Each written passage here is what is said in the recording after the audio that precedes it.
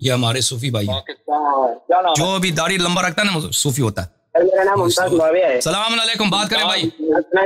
کریں گے۔ السلام علیکم، میں اصل میں ویڈیو بند کر دوں جو میں سن رہا تھا نا۔ السلام علیکم حسن اللہ۔ وعلیکم السلام ورحمۃ اللہ۔ ابھی میں الحمدللہ حامد بات کر رہا ہوں۔ آپ کاٹ دیں، میں دوبارہ لے کے آتا ہوں۔ ہو گیا؟ صحیح ہے، صحیح ہو گیا، تیار ہیں بات کرنے کے لیے؟ جی پورا سیشن سنا ان سے سید حسنین گیلانی صاحب کا اور آپ کا، تو وہ سننے کے دوران ہی ایک دو کوشچن دماغ میں آئے، پوچھنے تو مجھے کچھ اور تھے لیکن میں نے کہا پہلے جو سیشن چل رہا ہے اس کے متعلق پوچھ لوں۔ پہلی چیز تو یہ تھی کہ سر جو وار کی اسٹریٹجی ہوتی ہے جب دو اوپوننٹ آپس میں لڑتے ہیں تو کسی ایک کو شکست ہوتی ہے، کوئی ایک ون کرتا ہے نا۔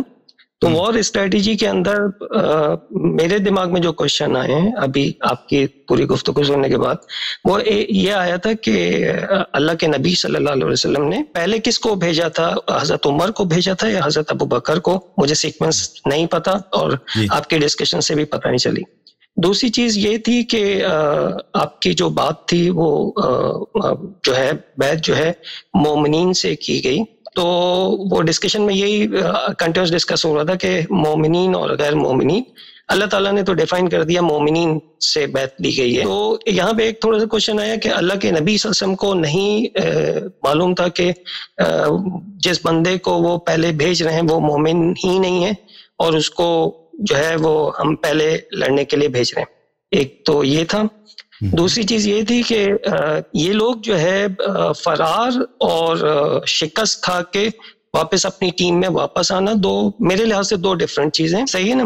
یہ شکست کھائی انہوں نے، اور ایک جب بھی بندہ شکست کھاتا ہے کسی بھی ادھر کسی پروجیکٹ میں، کسی ٹیم میں، وار میں، ڈیفینیٹلی وہ ایک جو ہے نا ہیٹنگ اسٹیج ہوتی ہے اور بلیمنگ گیم ہوتا ہے، اور وہ ایک نیچرل ہے نا، ایک دوسرے پہ بلیم بھی کیا، ایک دوسرے کو برا بھلا بھی کہا اور مختلف الفاظ سے ایک دوسرے کو کہا، جو کہ آپ لوگوں نے بھی ڈسکس بھی کیا۔ تو میرا تھوڑا سا یہ تھا کہ یہ لوگوں کا فرار یہ ہوتا کہ یہ لوگ شرمندہ ہو کے یا یہ لوگ جو ہے دھوکے باز ہو کے یہ جو ہے نا ڈائریکٹلی وہاں سے نکل جاتے، یعنی واپس ہی نہیں آتے، ڈائریکٹلی آؤٹ ہو جاتے، لیکن یہ کہیں بھی بھاگ جاتے۔ اگر یہ منافق تھے، کافر تھے، یہ بھاگ جاتے یا این موقع پہ دھوکہ دے دیتے کہ جو ہے نا لڑنے گئے، اور یہ جیسے ان کا جنگ مدینے میں نہیں ہوا، جنگ پردیس میں ہوا نا، جنگ خیبر میں ہوا، جنگ خیبر میں ہوا ہے، جنگ مدینے میں نہیں ہوا۔ اگر وہاں پہ ان کا سارا سامان، خیمہ، کھانے کی چیزیں سب ادھر کیمپ میں ہے، ٹھیک ہے نا، تو یہ جنگ سے بھاگ کر یا آپ کہہ رہے ہیں کہیں اور چلے جاتے، اور وہ دشمن کہیں اور چلے جاتے یا دشمن کے ساتھ مل جاتے، نہیں دشمن کے ساتھ مل جاتے۔ سر یہ تو منافق ہی تھے نا، یا آپ بقول ڈسکشن یہ منافق ہی تھے یا کافر تھے، دشمن کے ساتھ ہی مل جاتے اور مزید مسلمانوں کو نقصان پہنچا دیتے۔ لیکن یہ کیوں وہ ذلت لے کے آئے اور واپس اس ٹیم کا حصہ بنے، صحیح ہے نا، اور پھر وہاں سے انہیں ہٹا دیا گیا۔ اچھا ایک اور چیز سر میں تھوڑا سا ایڈ کر دوں اگر آپ ٹائم دیں گے، وہ دوسری چیز میں یہ پوچھ رہا تھا کہ جو ہے نا نارمل جنرل وے میں بھی جو بات ہوتی ہے، پوری ٹیم چینج نہیں ہوتی سر۔ آپ پروجیکٹ کریں، آپ کوئی میچ کھیلیں، ڈیفینیٹلی جو بندہ مائنڈ میکر ہوتا ہے، اسٹریٹجی ہوتی ہے، اس کی اسٹریٹجی میں اگر گیپس ہیں، اس کی اسٹریٹجی اگر وہ کمپیٹنٹ نہیں ہے یا کیپیبل نہیں ہے، ڈیفینیٹلی آپ اپنا نیکسٹ بیٹر ون جس کی اسٹریٹجی مور افیکٹو ہوتی ہے آپ اس کو یوز کرتے ہیں۔ دس از دا، جیسے میں ایک سمپل ایگزامپل دے رہا ہوں کہ اگر شاہین آفریدی کو چھکے پڑ گئے تو اٹ از نیسیسری کہ شاداب کبیر کو بھی پڑیں گے نا۔ تو یہ تو ایک اسٹریٹجی، وار اسٹریٹجی ہے کہ آپ نے فرسٹ اٹیمپٹ کی اور آپ نے سامنے والے کی اسٹرینتھ کی، اس میں ویکنیس ہوئی، شکست ہوئی، آپس میں بلیمنگ گیم ہوا، آپ نے سیکنڈ اسٹریٹجی فوراً اپلائی کی وچ ور مور افیکٹو، اور اس میں اللہ نے آپ کو فتح دی۔ تو میں تو اس سینس سے دیکھتا ہوں کہ یہ ایک وار اسٹریٹجی تھی اور وار کے آؤٹ پٹ تھی۔ تو اس بیس پہ تھوڑا سا کائنڈلی آپ، پتہ نہیں میں صحیح ہوں غلط ہوں مجھے نہیں پتا، میں نے تو ابھی آپ دونوں کو سنا ہے تو بنائیے۔ آپ کا پہلا جو سوال ہے کہ رسول پاک صلی اللہ علیہ وسلم کو اگر پتا تھا تو ان کو کیوں بھیجا، تو اس کا جواب یہ ہے، آپ کی خدمت میں عرض کر رہا ہوں، اس کے دو جواب ہیں۔ ایک جواب میں آپ کو ظاہر کے طور پہ دیتا ہوں کہ قرآن مجید میں فرمایا کہ اعوذ باللہ من الشیطان الرجیم ومن اہل المدینہ مردوا علی النفاق لا تعلمهم نحن نعلمهم۔ مدینے کے جو لوگ ہیں، ومن اہل المدینہ، مدینے کے جو لوگ ہیں ان میں سے ایسے لوگ ہیں مردوا علی النفاق کہ انہوں نے نفاق میں استاد بن گئے، نفاق میں مردوا علی النفاق، یہ نفاق پریکٹس کر کر کے نا وہ مسلمانوں کے ٹیلی فون سے دور رکھیں تاکہ آپ کا چہرہ نظر آئے. بھائی صاحب نام بتایا نا, کیا نام تھا آپ کا؟ اصل میں نا آپ کی آواز سلو آ رہی ہے تو میں نے کان کے پاس رکھا ہوا ہے. نام کیا ہے آپ کا؟ حامد نام ہے میرا. حامد بھائی ضرور. اچھا, تو من اہل المدینہ مردوا علی النفاق, اہل مدینہ میں سے ایسے لوگ ہیں کہ وہ نفاق میں استاد بن گئے, پریکٹس کر کے کہ کس طرح ہم مسلمان ہونے کی, مومن ہونے کی, مخلص ہونے کی وہ اداکاری کریں. تو بالکل وہ استاد بن گئے. لا تعلمهم نحن نعلمهم, اے حبیب صلی اللہ علیہ وسلم آپ ان کو نہیں جانتے, ہم ان کو جانتے ہیں. سنعذبهم مرتين, ان کو 2 دفعہ ڈبل عذاب دیں گے. تو پہلی بات یہ ہے کہ اگر ہم یہ کہہ دیں نا, کہہ دیں کہ بھائی اگر رسول صلی اللہ علیہ وسلم ان کو نہیں جانتے تھے, چلے ان لوگوں نے بیعت کی ہے, مومن ہی ہوں گے, تو یہ اس میں قرآن بھی کہہ رہا ہے کہ آپ نہیں جانتے, ہم ان کو جانتے ہیں, تو یہ اس میں ہمیں کوئی ضرر نہیں پہنچتا. ٹھیک ہے, پیغمبر صلی اللہ علیہ وسلم کو اگر کہہ دے پتہ نہیں تھا, اس کے بعد پتہ چلا کہ یہ غلط لوگ ہیں, تو اس میں ہمیں کوئی ضرر نہیں ہوتا. لیکن اس آیت کو ایک دوسری طرح سے بھی آپ ترجمہ کر سکتے ہیں کہ لا تعلمهم نحن نعلمهم, آپ کو پتہ نہیں ہے. اس طرح ہوگا کہ وما ادراک ما لیلۃ القدر, لیلۃ القدر اتنا عظیم ہے, اس میں برکات اتنی زیادہ ہے کہ آپ کو کیا معلوم. خطاب مسلمانوں سے ہے, یعنی پیغمبر صلی اللہ علیہ وسلم کو پتہ ہے کہ لیلۃ القدر کیا ہے, ان کو پتہ ہے کہ لیلۃ القدر کی عظمت کیا ہے, لیلۃ القدر میں کتنی مغفرت ہوتی ہے, کتنا ثواب ہوتا ہے, وہ سب معلوم ہے. لیکن یہ خطاب مسلمانوں سے ہے. تو لا تعلمهم نحن نعلمهم کہ پیغمبر صلی اللہ علیہ وسلم سے ظاہراً خطاب ہے, لیکن اصل مسلمانوں سے خطاب ہے کہ مسلمانوں, مدینے والے میں ایسے لوگ بہت ہیں جو بہت پکے منافق ہیں, ان کو جاننا بہت مشکل کام ہے. اس صورت میں اگر ترجمہ کریں کہ رسول پاک صلی اللہ علیہ وسلم ان لوگوں کو جانتے تھے, تو اگر جانتے تھے تو پھر ان کو کیوں کمانڈ دی؟ تو اس کے جواب اچھی طرح سے سن لیں. پہلی بات یہ ہے کہ امیر المؤمنین علیہ السلام اس وقت بیمار, ان کے جو بھائی تھے فاتح خیبر سلام اللہ علیہ, ان کے آنکھ میں شدید تکلیف تھی. اس کو کہتے ہیں کہ شورش بولتے ہیں, کیا بولتے ہیں, بہرحال ان کی آشوب چشم تھی. تو وہ جہاد کرنے سے معذور تھے, وہ نہیں کر سکتے تھے, تو اس لیے وہ دوسروں کو, اب وہ نہیں ہے تو کسی دوسرے کو دینا تھا. تو ملاحظہ فرمائیے قرآن مجید کی آیت اعوذ باللہ من الشیطان الرجیم, یہ سورہ مبارکہ آل عمران میں بہت عظیم آیت ہے, سب آیت عظیم ہے, اس میں ذرا توجہ کریں اور بعد میں اس کو آپ پڑھ لیں. ما كان الله ليذر المؤمنين على ما انتم عليه حتى يميز الخبيث من الطيب. اللہ تعالی آپ کو اس طرح نہیں چھوڑتا, مومنین کو جس حالت میں ہے کہ مومن اور منافق کا پتہ ہی نہیں چلتا. قرآن تو خود کہہ رہا ہے وَمِنْ أَهْلِ الْمَدِينَةِ مَرَضُوا عَلَى النِّفَاقِ لَا تَعْلَمُهُمْ نَحْنُ نَعْلَمُهُمْ. مدینے والے میں سے ایسے ہیں جو پکے منافق ہیں, انہوں نے نفاق کتنی پریکٹس کیا ہے کہ وہ پتہ نہیں چلتا کہ یہ ان میں مسلمان کون ہے اور منافق کون ہے. تو اس آیت میں اللہ تعالیٰ فرماتا ہے کہ اللہ تعالیٰ مومنین کو اس حالت میں نہیں چھوڑتا کہ پتہ ہی نہیں چلتا خبیث کون ہے, طیب کون ہے. بعد میں آنے والے لوگ آئیں گے, بھئی وہاں اس زمانے میں مومن کون تھا, منافق کون تھا, دنیا کے لیے دنیا پرست لوگ کون تھے, یہ واضح ہو جائے. اچھا, اللہ آپ کو نہیں چھوڑے گا, اللہ ایسے امتحانات لائے گا, ایسے حالات لائے گا, حتی یمیز الخبیث من الطیب, تاکہ اللہ خود تمیز دے دے. یمیز تاکہ اللہ خود علامت لگا کر, نشانی لگا کر تفریق کر دے, فرق بتا دے کس میں, خبیث اور طیب میں. خبیث مومن, طیب مومن مخلص, خبیث جو غیر مخلص ہے منافق ہیں. وما كان الله ليطلعكم على الغیب, اور اللہ تعالیٰ آپ کو غیب کا خبر نہیں دے گا. ولیکن اللہ یجتبی من رسولہ من یشاء, لیکن اللہ تعالیٰ اپنے حبیب صلی اللہ علیہ وسلم کو اور جو بھی دوسرے انبیاء ہیں ان میں سے جو چاہے, جو اللہ ان میں سے چاہے ان کو انتخاب کرتا ہے, برگزیدہ کرتا ہے, ان کو غیب کی کچھ خبر دے سکتا ہے اللہ. فآمنوا باللہ ورسولہ, اور اللہ تعالیٰ پہ ایمان لاؤ اور اس کے رسول صلوات اللہ علیہم پر ایمان لاؤ. وَإِن تُؤْمِنُوا وَتَتَّقُوا فَلَكُمْ أَجْرٌ عَظِيمٌ, اور اگر تم ایمان لاؤ اور تقوی کا راستہ اختیار کرو تو یہ تیرے لیے اجر عظیم ہے. اس آیت کو ملاحظہ فرمائیے, یہاں پر اس کا ترجمہ کیا گیا ہے. اس ویب سائٹ میں مختلف ترجمہ کرنے والے حضرات ہیں, تو میں اس کو فل اس پیج بناتا ہوں تاکہ سب کو نظر آئے. مثلا اسی آیت کو فرض کریں یہ طاہر قادری صاحب کی ترجمہ ہے, اور اللہ مسلمانوں کو ہرگز اس حال پر نہیں چھوڑے گا جس پر تم اس وقت ہو, جب تک وہ ناپاک کو پاک سے جدا نہ کر دے. اور اللہ کی یہ شان نہیں ہے کہ عامت الناس تمہیں غیب پر مطلع فرما دے, لیکن اللہ اپنے رسولوں سے جسے چاہے غیب کے علم کے لیے چن لیتا ہے. تو اللہ نے جو وعدہ دیا تھا نا قرآن میں, اللہ نے جو وعدہ دیا تھا کہ مومن اور غیر مومن میں تمیز اور تفریق اور تمایز پیدا کر دے گا. تو رسول اللہ صلی اللہ علیہ وسلم کو پتا ہے کہ یہ لوگوں کے دل میں سکینہ نہیں ہے, ایمان نہیں ہے, یہ اپنی جان میرے لیے قربان کرنے کے لیے حاضر نہیں ہے, ان کو اپنا جان پیارا ہے, تو ان کو اس کے باوجود کمانڈ دے دیتا ہے. تو اس کا بہت بڑا فائدہ ہے. اس کا فائدہ کہ آج ہم اور آپ کو تحیر ہے, حیرت ہے کہ بھائی مسلمانوں میں جو اختلاف پایا جاتا ہے کہ صحابہ میں افضل کون ہے, صحابہ میں سب سے بہتر کون ہے, صحابہ میں امامت کا مستحق کون ہے, یہ جو حیرانی پائی جاتی ہے، اللہ تعالیٰ نے اس کے لیے بہت واضح میزان بتا دیا ہے کہ بھائی خبیث کون، طیب کون، واضح بتا دیا. جو اپنی جان کو رسول پاک صلی اللہ علیہ وسلم پر قربان کرنے کے وعدہ کرنے کے بعد اور بیعت کرنے کے بعد تیار نہیں ہے، وہ بھاگ جاتا ہے اور اس سے اس کو پرواہ نہیں ہے کہ لوگ بھئی تاریخ میں مجھے لوگ بلا کہیں گے، لوگ مجھے گالی دیں گے، تو امامت کا اہل نہیں ہے. تو اس کا بہت بڑا عظیم فائدہ ہے. رسول پاک صلی اللہ علیہ وسلم کا حکمت بہت اس میں فائدہ ہے، کیونکہ پیغمبر صلی اللہ علیہ وسلم کو تو کوئی جلدی تو ہے نہیں کہ ہم خیبر کو آج ہی فتح کرنا. ان کو تو خود پتا ہے کہ خیبر فتح ہوگا تو میرے بھائی کے ہاتھ پر. شاہ خیبر گشا کو وہ جانتے ہیں کہ اور بتا بھی اور معجزہ کر کے ان کا آنکھ کو شفا دی اور ان کو اگلے دن بھیج بھی دیا. ان کو پتا ہے لیکن جلدی نہیں ہے. 2 دن کی تاخیر ہے لیکن اس کا بڑا فائدہ ہے آج کہ پتہ چل جاتا ہے، اللہ تعالیٰ کی جانب سے اتمام حجت ہو جاتا ہے. رسول پاک صلی اللہ علیہ وسلم کو خود بخوبی معلوم ہے کہ ان کے بعد ان کے امت میں اختلافات ہوں گے. ان اختلافات کو حل کرنے کا رسول پاک صلی اللہ علیہ وسلم تدبیر کیا کہ قیامت تک جتنے لوگ آئیں گے ان کو اگر حیرت ہو کہ امامت کا مستحق کون ہے اور صحابہ میں امامت کا غیر مستحق کون ہے، دیکھ لے کہ جنہوں نے بیعت توڑ دی. اچھا یہ بات. دوسری بات آپ نے کہا کہ جنگ میں اسٹریٹجی ہوتی ہے کہ بھئی کیا ہم جنگ سے فرار کریں، یا اس طرح کی آپ نے بات کی. بھائی یہ کوئی اسٹریٹجی وغیرہ کچھ اس طرح نہیں ہے، یہ تو آپ نے بنا دیا اسٹریٹجی. یہ فرار کرنا جنگ سے، دشمن سے، یہ سخت شدید حرام ہے. اور انہوں نے جو بیعتیں کی تھی صحابہ نے رسول پاک صلی اللہ علیہ وآلہ وسلم سے، وہ اسی بات پہ کی تھی کہ ہم فرار نہیں کریں گے. میں آپ کو حدیث دکھا دوں.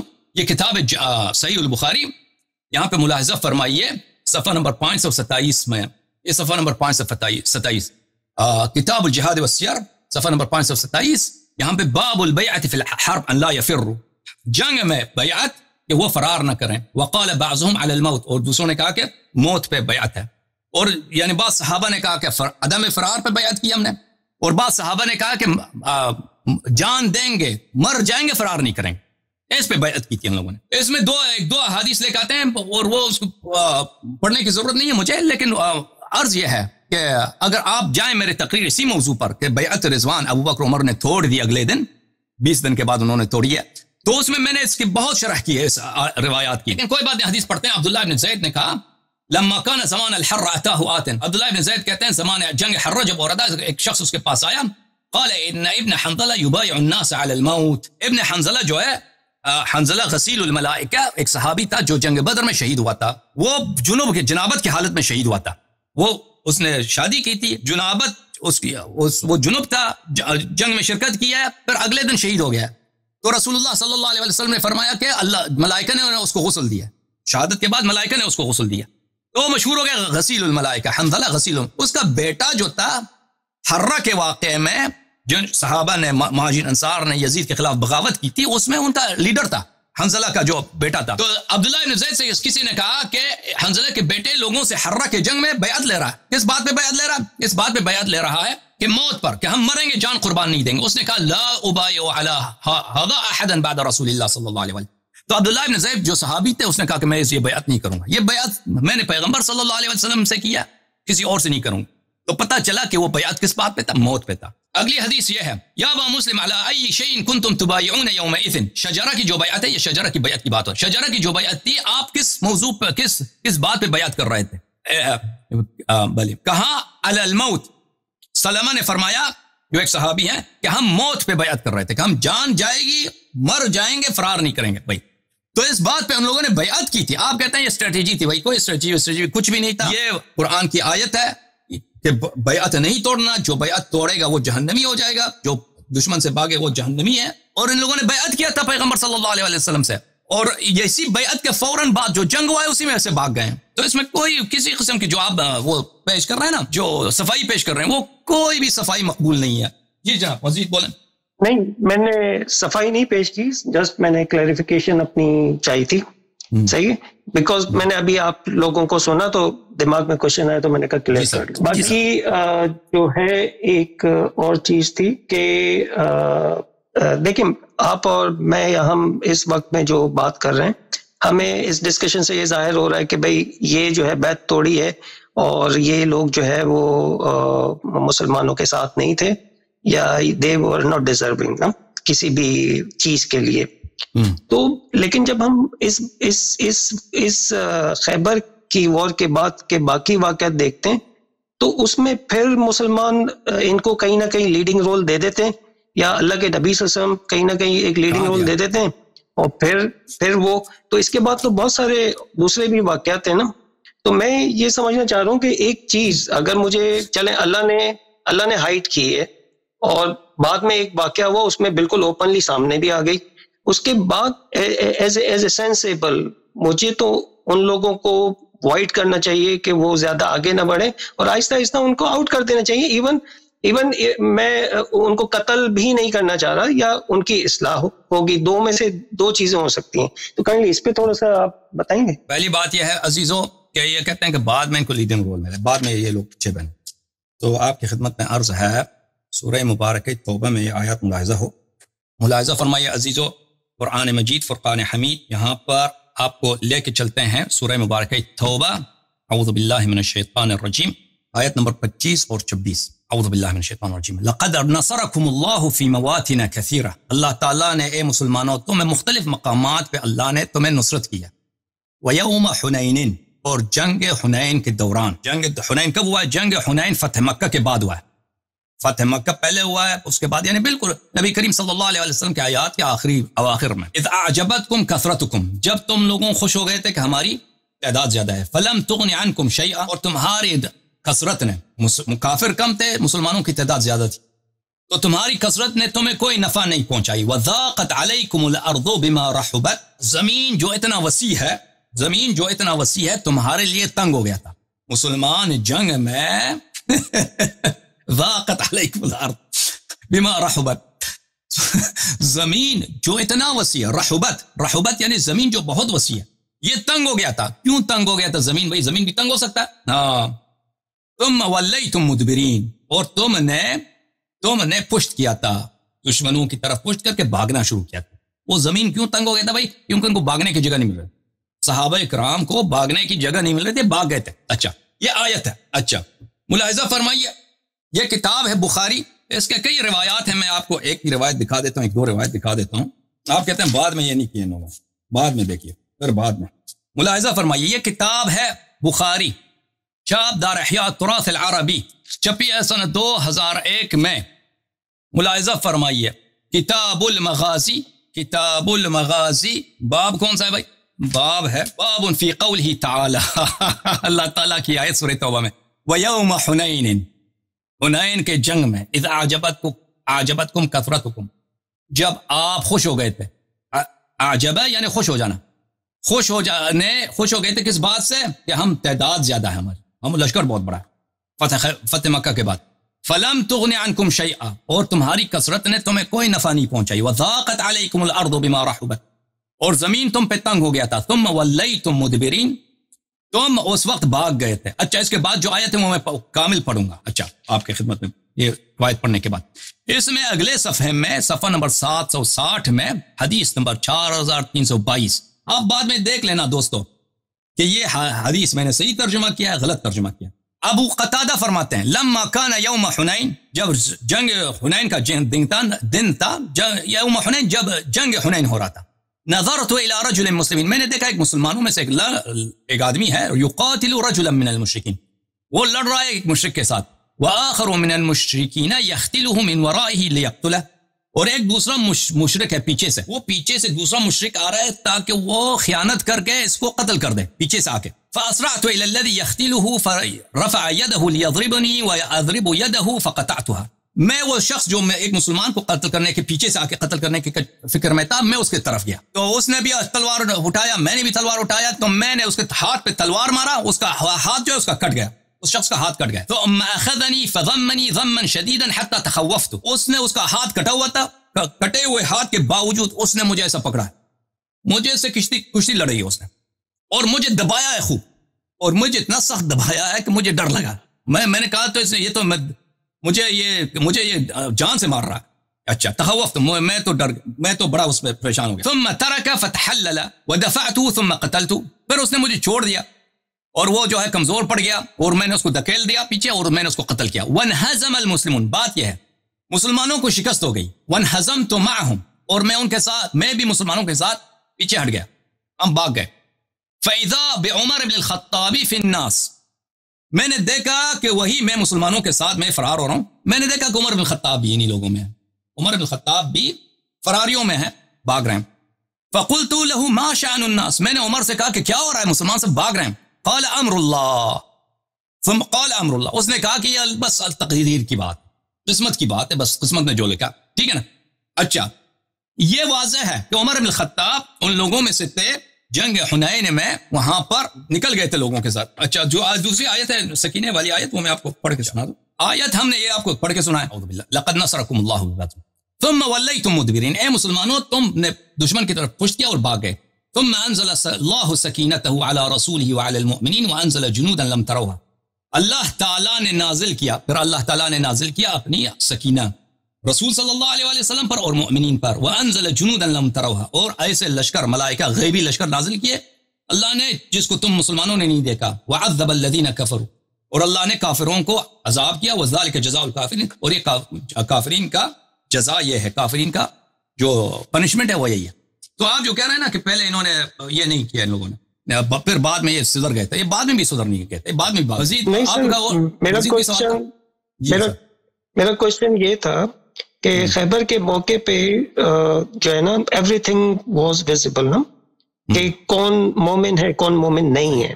خیبر کے بعد اللہ کے نبی صلی اللہ علیہ وسلم نے بہت سارا ٹائم گزارا مسلمانوں کے ساتھ. تو جیسے آپ اور میں انالائز کر رہے ہیں کہ مومن اور کافر کا ڈفرنس ہمیں نظر آ رہا ہے, تو ڈیفینیٹلی اہل بیت پروفیٹ صلی اللہ علیہ وسلم ان کو بھی نظر آ رہا ہوگا نا. صحیح ہے, بے شک اللہ نے بیت کے موقع پہ ہم بلیو کرتے ہیں کہ شاید نہیں بتایا تھا, لیکن جب خیبر کا واقعہ ہوا اور بلیمنگ گیم اسٹارٹ ہوا اور پتہ چل گیا کون منافق ہے کون وہ ہے, ایز اے کامن مین میں میرا ایک کوشچن ہے کہ اس کے بعد, کیونکہ اللہ کے نبی صلی اللہ علیہ وسلم تو رحمت اللہ للعالمین تھے, تو ایک ایز اے کامن مین یا تو میں ان لوگوں کو اپنی ٹیم سے الگ کر دوں, یا ان لوگوں کو میں اپنی بات کروں ایز اے کامن مین, یا ان لوگوں کو مار دوں یا پھر ان لوگوں کی اصلاح کروں. صحیح نا, صحیح, تین چیزیں ہیں. لیکن جب ہم آگے دیکھتے ہیں چیزیں, اس خیبر کے واقعے کے بعد یہ لوگ کنٹینیوس اس ٹیم کا حصہ رہے. What is the logic? دیکھیں عزیز, نبی کریم صلی اللہ علیہ وآلہ وسلم کا یہ شان نہیں تھا کہ وہ اپنے صحابہ کو قتل کریں, یا اپنے جس صحابہ کے, اگر پیغمبر صلی اللہ علیہ وسلم کو پتہ ہے فلان صحابی کے دل میں نفاق ہے, جب تک وہ جرم نہ کرے تو رسول پاک صلی اللہ علیہ وسلم یہ کہہ دیں کہ بھئی وہ فلانی آدمی منافق ہے, اس کو قتل کر دو یا اس کو بے عزت کر دو. یہ بالکل ان کے اخلاق میں نہیں تھا, اور یہ بالکل اسلام کے خلاف تھا, کیونکہ اسلام کے مسلمہ اصول میں سے یہ ہے کہ جب تک ایک شخص ایک جرم نہیں کرتا, اسی جرم کی مناسبت سے اس کو سزا دیا جاتا ہے. اور جب تک وہ جرم نہیں کرتا, اگر مجھے پتا ہے مثلا کہ کل یہ شخص چوری کرے گا, تو مجھے اجازت نہیں ہے کہ میں آج سے اس کا ہاتھ کاٹ دوں. اگر اس نے کل چوری کی تو اس کا ہاتھ, اگر میں حاکم وقت ہوں, اگر میں قاضی ہوں, تو اس کا ہاتھ کاٹنے کا حکم دے سکتا ہوں, لیکن ابھی سے میں نہیں دے سکتا. اور اگر مجھے معلوم ہے کہ وہ کل چوری کرے گا, ابھی سے میں اس کو بے عزت بھی نہیں کر سکتا. ایسا فرمائیے, میں آپ کو کچھ روایات دکھا دیتا ہوں. کتاب ہے تفسیر القرآن العظیم لابن کثیر الدمشقی.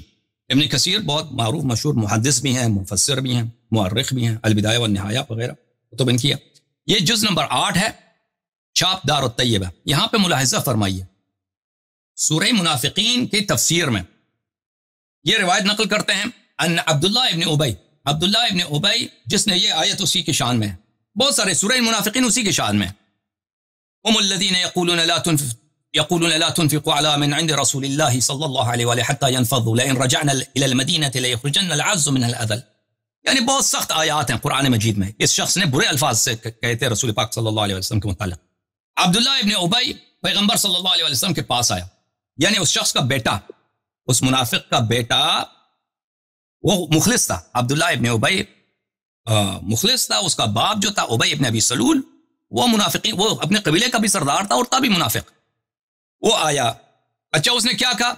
اس نے کہا یا رسول اللہ انه بلغني انك تريد قتل عبد الله ابن ابی فيما بلغك عنه فان كنت فاعلا فمرني فانا احمل اليك راسه فوالله لقد علمت الخزرج ما كان لها من رجل ابر بوالده مني اني اخشى ان تأمر به بغيري فيقتلوه فلا تدعني نفسي انظر الى قاتل عبد الله ابن ابی يمشي في الناس فاقتل مؤمنا بكافر فادخل النار. وہ آیا پیغمبر صلی اللہ علیہ وسلم کے پاس, اس کا بیٹا عبداللہ ابن ابی کا بیٹا, اس نے کہا یا رسول اللہ مجھے خبر پہنچا ہے کہ آپ میرے والد کو قتل کرنا چاہتے ہیں. اس کا والد جو تھا وہ پیغمبر صلی اللہ علیہ وسلم کو گالی بھی دیتا تھا اور برے الفاظ سے ذکر بھی کرتا تھا, اور وہ قرآن نے اس کے متعلق یہ آیت اسی کے متعلق ہے, اذا جاءك المنافقون قالوا نشهد انك لرسول الله صلى الله عليه وآله والله يعلم انك لرسوله صلى الله عليه وآله والله يشهد ان المنافقين لكاذبون. یہ جھوٹی کلمہ پڑھتے ہیں. تو مجھے خبر پہنچی کہ آپ میرے والد کو قتل کرنا چاہتے ہیں, تو یا رسول اللہ مجھے اجازت دے دیں, مجھے حکم دے دیں, میں اپنے والد کا سر آپ کے سامنے لے کے آتا ہوں. میرا پورا خزرج, اس کا والد جو تھا خزرج کا سردار تھا, میرا پورا قبیلہ خزرج والے جانتے ہیں کہ میں اپنے والد کا بڑا, مجھ سے زیادہ میرے والد کا عزت کرنے والا کوئی نہیں ہے. لیکن جب اس نے کفر بکا ہے, اس نے آپ کو گالی دیا ہے اور آپ اس کو قتل کرنا چاہتے ہیں, تو میں اس بات کو برداشت نہیں کر سکتا کہ کوئی اور شخص میرے والد کو قتل کرے. اگر کوئی اور شخص میرے والد کو قتل کرے اور بعد میں اس سے ملاقات کروں تو ہو سکتا ہے میں اس کو قتل کر دوں, کیونکہ مجھ میں غیرت آئے گی, میرے والد کا قاتل میرے آنکھوں کے سامنے, اور پھر میں ایک بے گناہ مسلمان کو قتل کروں تو اس کی وجہ سے میں جہنمی بن جاؤں گا. تو آپ مجھے اجازت دے دیں میں اس کو قتل کروں. تو رسول اللہ صلی اللہ علیہ وسلم نے فرمایا بل نترفق به ونحسن صحبته ما بقي معنا. رسول پاک صلی اللہ علیہ وسلم نے فرمایا نہیں, ہم اس کے ساتھ اچھائی سے سلوک کریں گے اور اس کے ساتھ حسن سلوک کریں گے, حسن صحبت رکھیں گے جب تک کہ وہ خود کافر نہیں ہوتا, علن کافر نہیں ہوتا, ہم اس کے ساتھ ہی ہمارا انداز رہے. قرآن مجید رسول پاک صلی اللہ علیہ وسلم کو حکم دیتا ہے منافقین کے ساتھ یہ کام کرو. سورہ نساء میں فرمایا اولئک الذین یعلم اللہ ما فی قلوبہم, اللہ جانتا ہے ان منافقین کے قلوب میں کیا ہے, ان کے منافقین کے قلوب میں کیا ہے, کفر ہے, نفاق ہے, آپ سے دشمنی ہے. فاعرض عنہم, آپ ان سے نظر دور رکھ لیں, ان سے اعراض کریں, ان کو نظر انداز کر لیں. وعظہم, اور ان کو موعظہ کریں, ہو سکتا ہے توبہ کر لیں, باز آ جائیں, ان کو موعظہ کر لیں. وقل لهم فی انفسہم قولا بلیغا, اور ان کے متعلق قول بلیغ کہہ دیں, ان کو نصیحت کریں, ان کے متعلق واضح الفاظ بتائیں, ان کو نصیحت کریں, دین کی طرف دعوت دے دیں. دوسرے آیت میں فرمایا سورہ مبارکہ مائدہ میں ولا تزال, آیت نمبر 13, ولا تزال تطلع على خائنة منهم الا قليلا منهم. اے حبیب صلی اللہ علیہ وسلم, آپ ہمیشہ ان سے خیانت, ان سے غداری دیکھتے ہیں, مگر بہت کم ہے جو غدار نہیں ہے. اکثر یہ غداری کرتے ہیں, آپ سے برے کام کرتے ہیں, مگر بہت کم ہے جو یہ کام نہیں کرتے. فاعف عنہم, اے حبیب صلی اللہ علیہ وسلم ان کو معاف کریں. وصفح, ان کو نظر انداز کریں, ان کو نظر انداز کر دیں. ان اللہ یحب المحسنین, اللہ محسنین سے, احسان کرنے والوں سے محبت کرتا ہے. اچھا پھر فرمایا ادفع بالتی ہی احسن فاذا الذی بینک وبینہ عداوۃ کأنہ ولی حمیم. جو آپ سے برائی سے پیش آتا ہے, آپ کے ساتھ بدی کرتا ہے, تو اس کے برائی کے مقابلے میں آپ اس سے نیکی کریں. اور نیکی کرنے سے یہ ہوتا ہے کہ بعض دفعہ کیا ہوتا ہے, دشمن بھی دوست بن جاتا ہے, دشمن بھی دوست بن جاتا ہے. اچھا یہ عبداللہ ابن ابی کون تھا, اس کے متعلق, جس کے متعلق رسول پاک صلی اللہ علیہ وسلم نے اس کے بیٹے سے کہا کہ نہیں, اس کو قتل نہیں کرنا, ہم اس جب تک وہ خود کفر کا اعلان نہیں کرتا ہم اس کے ساتھ اچھا سلوک کریں گے. ملاحظہ فرمائی مجمع الزوائد منبع الفوائد جزء 1 چاپ دار الفکر, یہاں پہ باب منہ فی المنافقین, منافقین کی جو باب ہے یہاں پہ ملاحظہ فرمائی. یہ حدیث نمبر 420 ہے. یہ حدیث ہے عبداللہ ابن ابی ایک سائے میں بیٹھا تھا, اس نے کہا قد غبر علینا نستجیر باللہ, اس نے رسول پاک صلی اللہ علیہ وسلم کو گالی دی. یہ گالی کے الفاظ ہیں جو مشرکین ان کو اس الفاظ سے یاد کرتے تھے. فقال ابنه عبد الله والذي اكرمك وانزل عليك الكتاب لئن شئت لاتيتك براسي. فقال النبي صلى الله عليه واله لا ولكن بر اباك واحسن صحبته. اس نے پیغمبر صلی اللہ علیہ وسلم کو گالی دی, تو اس کے بیٹے نے پیغمبر صلی اللہ علیہ وسلم سے کہا کہ اس کو اللہ کی قسم جس نے آپ پہ قرآن نازل کیا, مجھے حکم دے دو, میں اپنے والد کا سر لے کے آتا ہوں. تو پیغمبر صلی اللہ علیہ وسلم نے فرمایا کہ نہیں, اپنے والد سے نیکی کرو اور اس سے اچھا سلوک کرو. اس کے بعد یہ بھی روایت اسی باب میں ہے. تو بہرحال کہنے کا مقصد یہ ہے کہ رسول پاک صلی اللہ علیہ وسلم جب تک کسی شخص نے کوئی جرم نہیں کیا تھا اس پہ وہ لاگو نہیں کرتے تھے کہ وہ کہہ دے کہ بھئی منافق ہے, اس کو نکال دو یہاں سے. مگر اگر وہ کرتے بھی نا تو وہ تاریخ میں لوگ اس کو برداشت نہیں کرتے, کیونکہ جو شخص دل میں منافق ہوتا ہے, فرض کریں دل میں ایک شخص منافق ہے, پیغمبر صلی اللہ علیہ وسلم کو پتہ ہے کہ یہ منافق ہے, اب اس کو مسلمانوں کے زمرے سے نکال دیں, اس کو بے عزت کر کے نکال دیں یا اس کو قتل کر دیں. وہ منافق کو اس کے گھر والے تو کبھی نہیں مانیں گے یہ شخص منافق تھا, کہ پیغمبر نے خبر دی.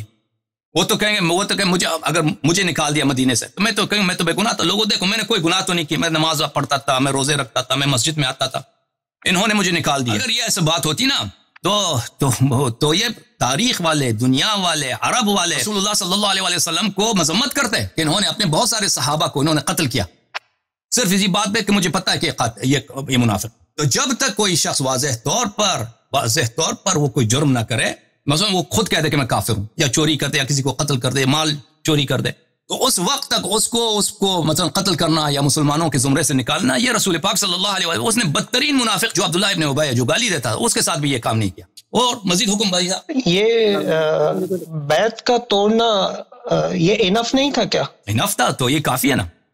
جب آیت نازل ہوئی ہے نا، تو آیت نازل ہوئی ہے کہ یہ بے ایمان ہے، یہ جہنمی ہے، اس سے زیادہ آپ کو کیا چاہیے؟ مزید پیغمبر کیا کرتے ہیں؟ مثلا آپ کیا تجویز کرتے ہیں؟ میں یہی کہہ رہا تھا کہ بیعت کا توڑنا یہ کافی تھا نا، یعنی اگر میں عبداللہ بن ابی کو دیکھوں، وہ ایک اوپنلی کر رہا تھا، اور بیعت کا توڑنا اللہ تعالیٰ نے گواہی دی ہے، تو اس کے بعد ان لوگوں کا ساتھ چلنا مجھے یعنی لاجیکلی نہیں سمجھ میں آ رہا۔ انف نہیں ہے آپ کے لیے؟ انف ہے یا نہیں ہے؟ میں ایک بات کر رہا ہوں، آپ کے لیے اگر انف ہے نا، یہ اللہ تعالیٰ نے جب کہہ دیا بیعت کا توڑنا، پھر ان لوگوں کا ساتھ چلنا، یہ کیا لاجک ہے؟ مثلا آپ مجھے بتائیں، یہ واضح ہے پیغمبر اور اللہ تعالیٰ نے بالکل علامت بتا دی، واضح کر دیا، سب لوگوں نے دیکھ لیا کہ کیسے لوگ ہیں، اور اب بھی واضح ہے، آپ کے لیے، میرے لیے، جو بھی شخص اپنا آنکھ بند نہ کرے، اپنے آنکھ پہ ہتھیلی نہ رکھ دے، اس کے لیے واضح ہے۔ آپ مزید اس سے کیا چاہتے ہیں؟ مثلا ایک شخص وہ سب کے سامنے فرض کریں ایک صحابہ باغ کے آگے ہے نا، فرض کریں ایک صحابہ اس نے وعدہ کیا کہ میں بھاگوں گا نہیں، اب وہ بھاگ کے واپس آ گیا۔